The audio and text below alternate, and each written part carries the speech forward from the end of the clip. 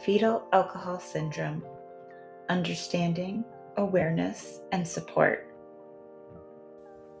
Fetal alcohol spectrum disorder, or FAST, is a lifelong condition caused by alcohol exposure during pregnancy. It affects how the brain develops, which can impact thinking, memory, attention, and behavior. These challenges are permanent. They don't get worse over time, but they also don't go away. Many individuals with FAST don't have obvious physical signs, which is why it's often called an invisible condition. Understanding this helps us realize that these challenges come from brain development, not from a lack of efforts. Now that we know what FAST is, let's look at how it develops in the brain from a medical perspective. Question time. Fetal alcohol syndrome is best described as 1. A behavioral disorder. 2. A brain-based condition. 3. A temporary learning delay. 4. A mental health disorder. If you answered 2, a brain-based condition, you are correct. Medically, alcohol is considered a teratogen, which means it can interfere with the development of a baby's brain during pregnancy. It affects how brain cells form and connect, and some areas, like those responsible for planning, coordination, and decision-making, are especially sensitive.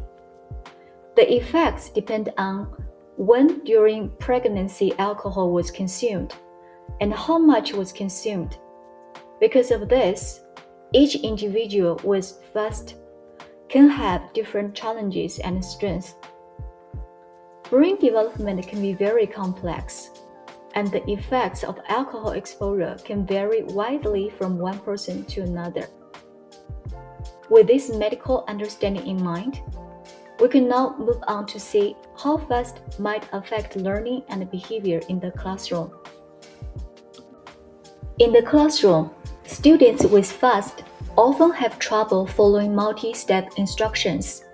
For example, if you ask them to complete a writing task, they might remember the first step, like copying the sentence from the board, but forget the next steps, such as adding punctuation or organizing their ideas.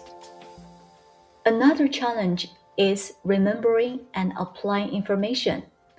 A student might understand a math rule when practicing it with the teacher, but later forget to use the same rule on a different problem. These are common patterns teachers may observe. They reflect on how the student processes and returns information, not a lack of understanding or effort. Along with learning challenges, FAST can also affect behavior and emotional responses in ways teachers might notice. Question time. When a student with fetal alcohol syndrome forgets multi-step directions, it is most likely due to 1. Laziness. 2. Defiance. 3. Brain processing differences. Or 4. Lack of motivation. If you answered 3, brain processing differences, you are correct.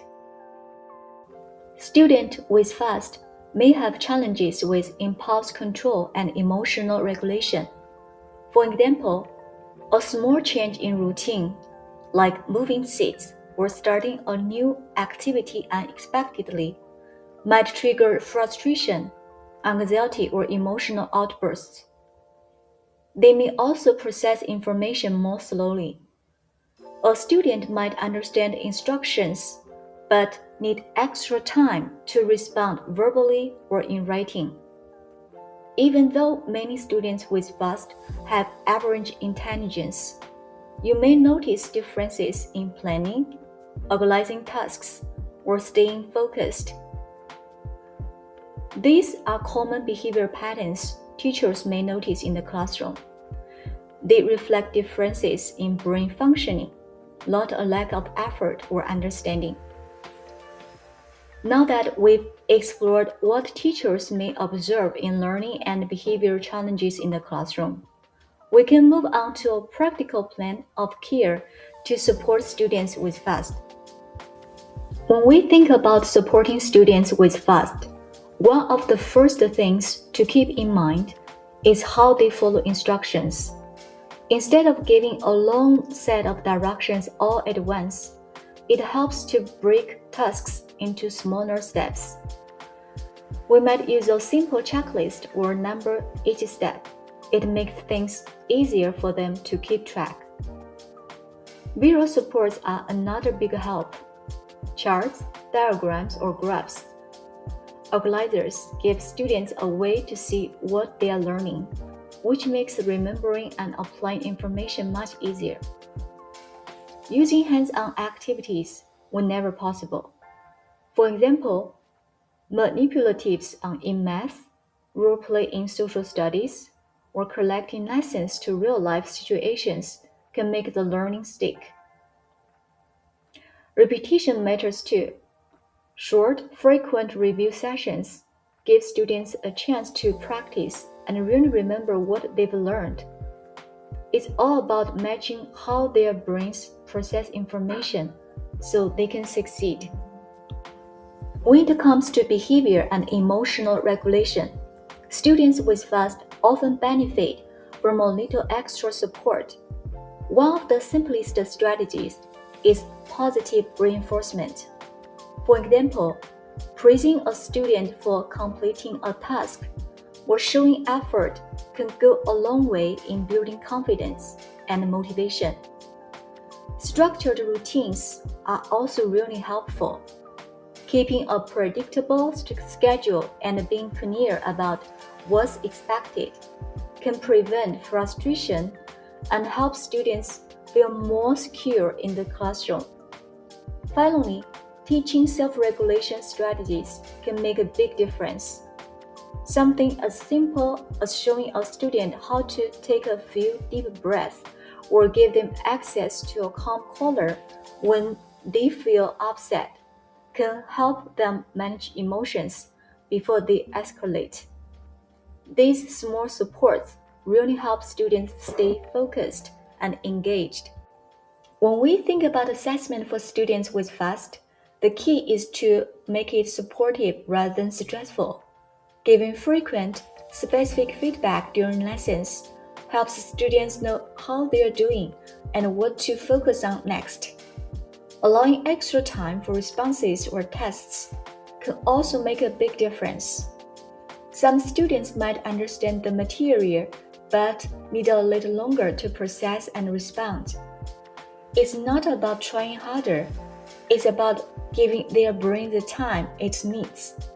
Finally, focusing on strengths and achievable goals helps students see their progress and feel successful. Highlighting what they do well motivates them and builds confidence. And now, with these strategies in mind, we can move into how to adapt literacy and numeracy lessons to support students with FAST in the classroom, which Angie will take us through next. Now that we understand the learning difficulties students may face, let's look at literacy accommodations and instructional adaptations we can use to best support these students. For direct instruction, guided practice, the I do, we do, you do model is especially helpful. Students need to see the thinking modeled first, which makes it easier for them to do work independently. For independent work, one of the most important shifts is breaking tasks into clear, concrete steps. Instead of saying, summarize this, we might say, first, find the main idea, then highlight 2 supporting details, and finally, use this sentence frame. That clarity reduces overwhelm. Sentence frames and graphic organizers are incredibly powerful because they hold a structure for the student. They don't have to juggle organization and content at the same time. Pre-teaching vocabulary using visuals and real-life connections is also helpful. It helps to build understanding before frustration sets in. And when writing is a barrier, allowing oral responses is more appropriate. Pair that with extra processing time, and we often see much more accurate demonstrations of understanding. Next, we'll look at instructional adaptations and accommodations for numeracy. Math can feel especially heavy for students with FASD because it relies so much on working memory and multi-step thinking. So, using manipulatives like counters, number lines, or base 10 blocks makes abstract ideas visible and touchable. That concrete experience matters. Modeling thinking aloud during problem solving helps students understand the steps we take internally. We're making invisible thinking visible. Breaking word problems into smaller chunks and highlighting key information visually reduces overload. Providing step-by-step checklists can also support independence, especially for multi-step tasks. Reducing the number of problems while still targeting the skill helps prevent fatigue and frustration, and most importantly, avoiding timed tests. Processing speed differences means timed tests measures stress, not math understanding. Question time. Which strategy best supports executive functioning in math? Number 1, timed tests. Number 2, silent independent work. 3, more homework. Or 4, step-by-step checklists.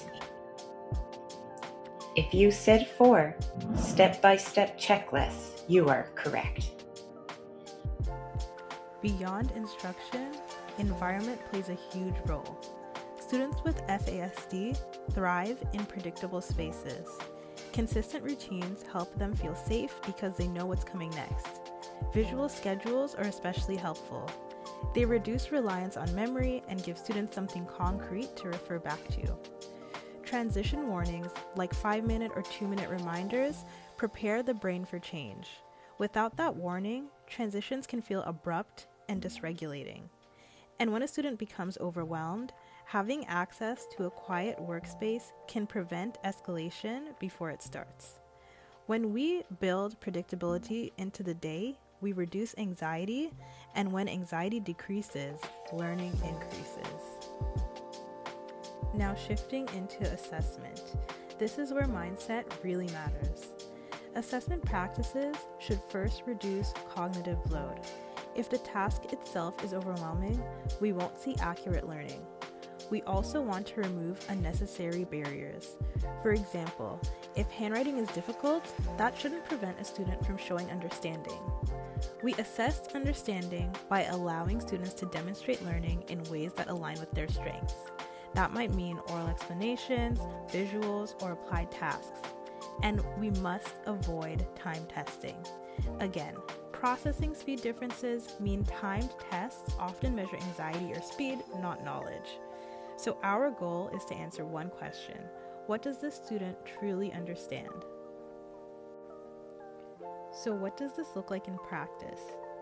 This looks like giving advance notice of tests, which reduces anxiety and supports planning skills. Chunking tests into smaller sections, which makes them feel manageable. Instead of one overwhelming task, it becomes a series of smaller successes. Reducing quantity without lowering expectations. This keeps the focus on skill, not endurance. Providing written instructions and rubrics helps support memory and clarity.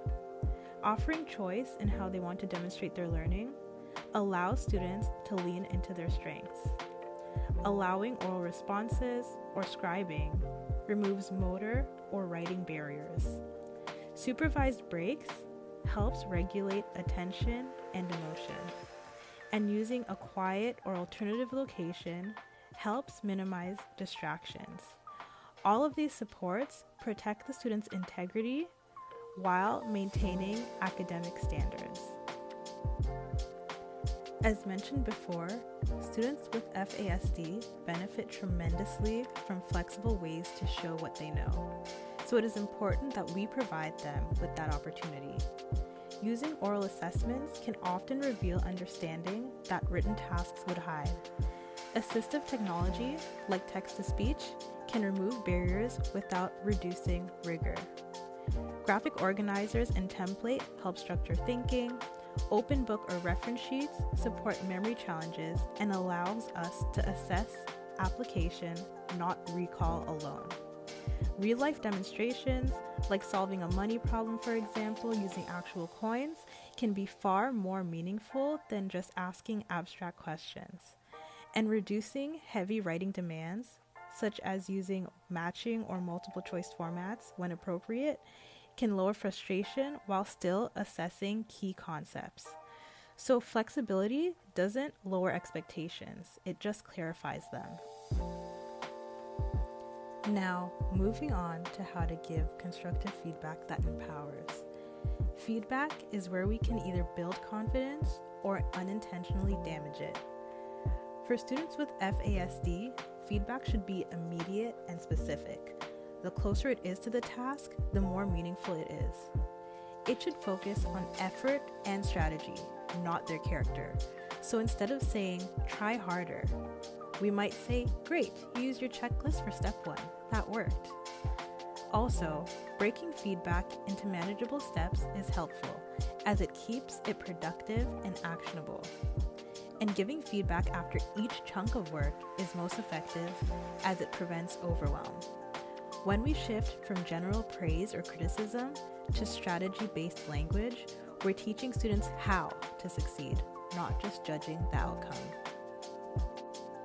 Finally, empowerment happens when students are part of the process. Goal setting should feel achievable. Helping a student identify one small specific target makes success realistic. Visual goal trackers can make progress tangible. And reflecting together, asking, what strategy helped you today, builds metacognitive awareness. Over time, students begin to see patterns. For example, when I used my checklist, I succeeded. That shift builds self-advocacy and confidence. Ultimately, our goal isn't just academic success. It's helping students understand how they learn best and giving them the tools to navigate school with dignity and growing independence. Children with fetal alcohol syndrome are not choosing to forget, struggle, or act impulsively. Fetal alcohol syndrome is a brain injury that impacts executive functioning, working memory, and processing speed. Technology becomes an external support system.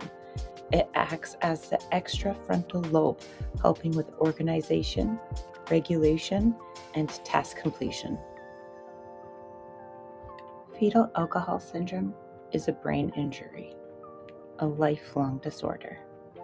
This is why we can't treat this as a motivation issue.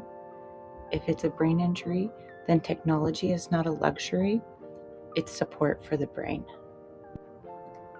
Many students with FAS have strong oral language but weak written output. Speech to text allows them to express ideas without being blocked by fine motor or organization challenges. Text to speech supports reading comprehension, and graphic organizers can help structure thinking before writing. These students often struggle with sequencing and working memory. Technology that breaks tasks into steps, provides visual support, or gives reminders reduces cognitive load. Timers and visual schedules also support regulation and transitions. Most boards already have access to tools like Google Voice Typing or Read and Write. Noise-canceling headphones can help reduce sensory overload. And the key is to not just having the technology, but explicitly teaching the student how and when to use it independently. Question time. Technology for students with fetal alcohol syndrome acts as a number 1, external brain support. 2, a reward. 3, a distraction. 4, a replacement for teaching. If you answered 1, an external brain support, you are correct. Educators often report feeling underprepared to support students with fetal alcohol syndrome. That is why we don't do this alone. As we have heard, fetal alcohol syndrome affects behavior, language, memory, and regulation. One teacher cannot address all of these alone. A coordinated team ensures consistency. When everyone understands that behavior is neurodevelopmental, not willful, the response becomes supportive rather than punitive. Question time. Why is a team approach essential for students with fetal alcohol syndrome? Number 1, it reduces paperwork. Number 2, it ensures consistency across all settings. Number 3, it avoids parent involvement. Number 4, it replaces classroom instruction. If you picked 2, it ensures consistency across all settings, you are correct. Students with FAS often have hidden language deficits. They may sound articulate, but struggle with comprehension. A speech and language pathologist can support understanding directions, social communication, and problem-solving language. Occupational therapists can support sensory processing and fine motor challenges, as many students with FAS are easily overstimulated. Educational assistants can provide co-regulation and consistent reinforcement, but training is critical. The EA must understand the brain-based nature of this behavior. A CERT can ensure appropriate programming and IEP alignment. Psychologists can support assessment and understanding strengths, and administration ensures safe environments and legal compliance. Families also provide a crucial role as they give insight into triggers and strengths. With these students, collaboration is everything. When supporting a student with fetal alcohol spectrum disorder, one of the most important things to understand is that many of the barriers they face are neurological, not behavioral choices. There are both visible and invisible barriers that can impact learning and inclusion. Some visible barriers might include motor coordination difficulties that affect handwriting, cutting, or participating in sports. There may be sensory sensitivities to noise, bright lights, or crowded environments, which can make places like assemblies or recess overwhelming. Fatigue is also common, and transitions, especially during unstructured times, can be particularly difficult. But often, invisible barriers are even more significant. Students with FASD may experience memory and processing difficulties. They might forget instructions quickly, struggle to retain multi-step directions, or show inconsistent performance from one day to the next. Executive functioning challenges are also common. Things like planning, organizing materials, managing time, or controlling impulses. There also can be language processing delays, emotional regulation difficulties, and challenges with social understanding. When I think about how I would represent and respond to this as a teacher, I start from the mindset that behavior is communication. If a student is struggling, that tells me something about the environment or the demands being placed on them. For memory and processing challenges, I would break instructions into smaller, manageable steps. I would consistently use visuals, whether that's anchor charts, visual schedules, or written cues, and I would check in frequently rather than assuming understanding. Repetition wouldn't be seen as remediation. It would be seen as support. To address executive functioning challenges, I would build strong, predictable routines. I would pre-treat transitions instead of reacting to them. For example, before a change in activity, I might review what is happening next, how long it'll last, and what the expectations are. Predictability reduces anxiety and increases independence. For sensory needs and fatigue, I would intentionally plan movement breaks and provide access to a quiet space if needed. Flexibility is key. If the student needs shorter work periods or a different setting arrangement, that's an adjustment I can make without lowering expectations. In terms of inclusion, especially during group work, recess, field trips, or extracurricular activities, structure becomes even more important. I would assign clear, defined roles so that participation feels manageable. And for example, instead of expecting a student to just join in with a game at recess, I might give them a specific role like equipment helper or score tracker. That clarity will reduce impulsivity and can create confidence. On field trips, I would pre-teach expectations using photos or short walkthroughs. I would make sure there's a consistent adult check-in and clear meeting points, and I would also make sure that they have a buddy to be with them at all times. The goal is not to reduce or restrict participation, but to create conditions where participation is safe and successful for that student. When supporting a student with FASD, we believe this is not something a teacher should navigate alone. Ongoing learning and collaboration are essential. Professional growth starts with understanding the research. Organizations like CAN FASD are incredibly helpful because they translate research into practical tools for educators. Their papers, webinars, and educator toolkits make the neurodevelopmental impact of FASD easier to understand and apply in real classroom settings. The FASD Ontario network is another strong support, especially within our provincial context. They offer educator-focused training and practical strategies that feel realistic and classroom-ready. At a more local level, organizations like Surrey Place provide assessment services and collaborate directly with schools. When teachers can connect with community professionals, whether that's psychology, occupational therapy, or other mental health supports, it creates consistency between home, school, and external services. That consistency really matters for a student with FASD. In terms of formal guidance, the Ontario Ministry of Education Special Education in Ontario document provides direction around accommodations, universal design for learning, differentiated instruction, and collaborative planning. Research, like Cook et al., also reinforces that FASD is a lifelong neurodevelopmental condition, which reminds us that strategies need to be supportive and sustainable over long periods of time, not just reactive and in the moment.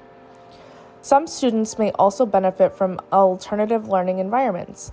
That could mean smaller class sizes, programs with strong routines, explicit executive functioning instruction, or integrated mental health and therapy supports. Experiential and hands-on learning models can be especially effective because they reduce heavy reliance on working memory and abstract processing. Ultimately, what this question highlights for us is that inclusion depends on teacher knowledge. The more we understand FASD from a brain-based perspective, the better we can design environments that reduce barriers instead of unintentionally reinforcing them. Collaboration, continued learning, and community partnerships are what make that all possible. Thank you for your participation in this in-service about fetal alcohol syndrome.